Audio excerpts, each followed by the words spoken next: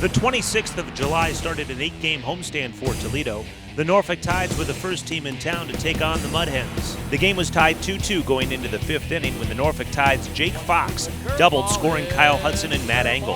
That made the score 4-2. The Mud Hens inched their way closer to the Tides in the bottom of the 5th when Ryan Strebe doubled in Argenis Diaz. With 2 outs, Brandon Inge singled in Ryan Strebe to tie the game at 4. Did he get the plate? Did he get the plate? Get back, and he will. He did not get the plate. Now he's got the plate. Inge continued his hot day with the game-winning 3-run homer at the bottom of the 7th. A line drive, and they'll notice that in Detroit, I have a hunch. The Mud Hens would win the game 7-4 to start the homestand.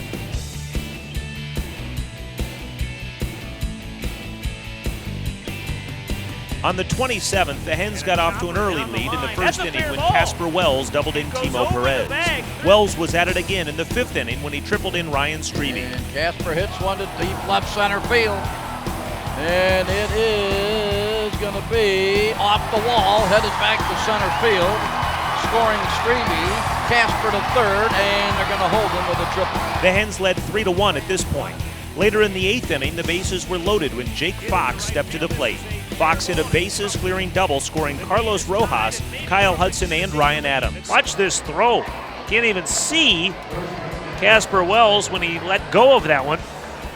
So Fox delivers. It is 4-3 Norfolk. Norfolk would go up by 2 runs later in the inning when Tyler Henson would hit an RBI single, scoring Jake Fox. The Tides would win 5-3. It's applied. No, he slides in there safely. On August 1st, the Chiefs would get out to an early lead, going up by 4 runs in the 5th inning. Game on the 28th when the Mud Hens' Danny Worth tied the game at 3 with a 2-run homer in the 4th inning. Gone. A 2-run homer. The game is tied. That fly ball right down the line. Number 6 for Danny. Norfolk would go ahead in the 6th with John Hester at bat. Toledo pitcher Thad Weber would throw a wild pitch, scoring Ryan Adams. Norfolk would increase their lead with a Tyler Henson double and a Ryan Adams home run. The score was 7-3.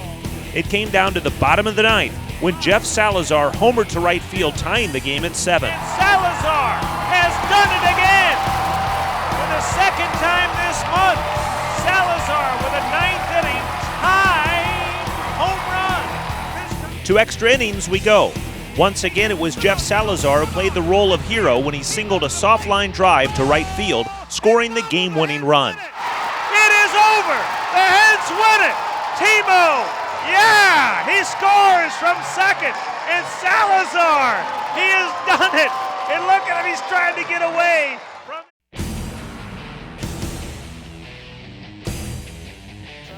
It was back-to-back triples that got the scoring underway on July 29th. In the top of the 5th, Kyle Hudson tripled on a line drive to right fielder Cleet Thomas. Following that triple came another by Tyler Henson, scoring Kyle Hudson. Ryan Adams then singled, bringing home Tyler Henson. Norfolk was leading 2-0. The Hens came within 1 run in the 6th when Will Rhymes homered to right field. They would tie it at 2 in the 7th when Jeff Salazar also sent the ball over the right field wall. Jeff Salazar again.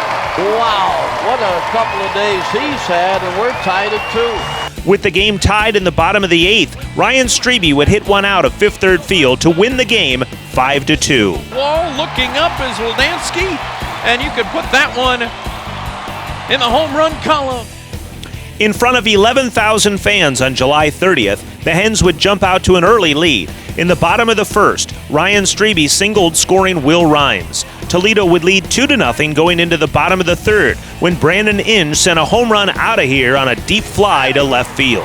Brandon Inge, his second home run in this homestand, and it's 3-0 Toledo. Man, it's good to have him in the lineup. Really. Cuse would put one on the board in the 4th when Tug Hewlett singled on a ground ball, scoring Chris Marrero. They would inch even closer in the 7th when Corey Brown singled in Tug Hewlett. With the game tied at 3 in the bottom of the 11th inning and the bases loaded, Cleet Thomas would hit a line drive to left field, bringing home the game-winning run, Timo Perez. For the second time in 3 days, Timo touches the plate for the game-winning run. The following night, the Hens would once again get off to a quick start.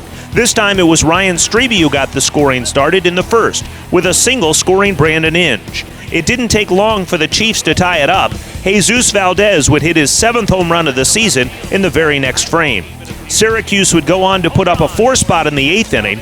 Toledo would inch their way back in their half of the 8th when Danny Worth triples to right field, scoring Scott Thorman. Going to bounce and go to the wall. Thorman is getting the green light. He will score easily, and heading to third with a triple is Danny Worth, and it's 5-3.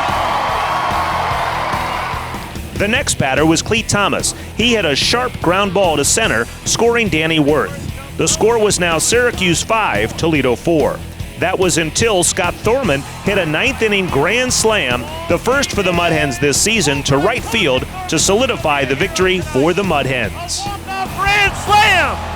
And Timo Perez touches home to tie the game. Here comes Strebe to win the game. It is a grand slam for Thorman. They do it again. Their 7th walk-off of the year.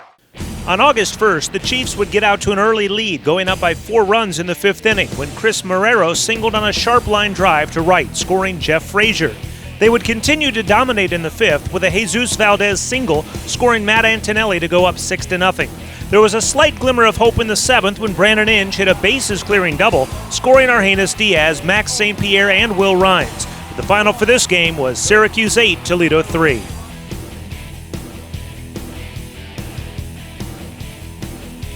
The Chiefs' dominance would continue early in the next game. Matt Antonelli would hit a 3-run homer in the 1st inning to go up 5-0.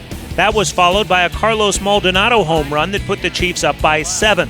Toledo would show some life in the 4th inning when Scott Thorman singled in Jeff Salazar, but Syracuse would go on to score 10 more runs for a final of 17-2.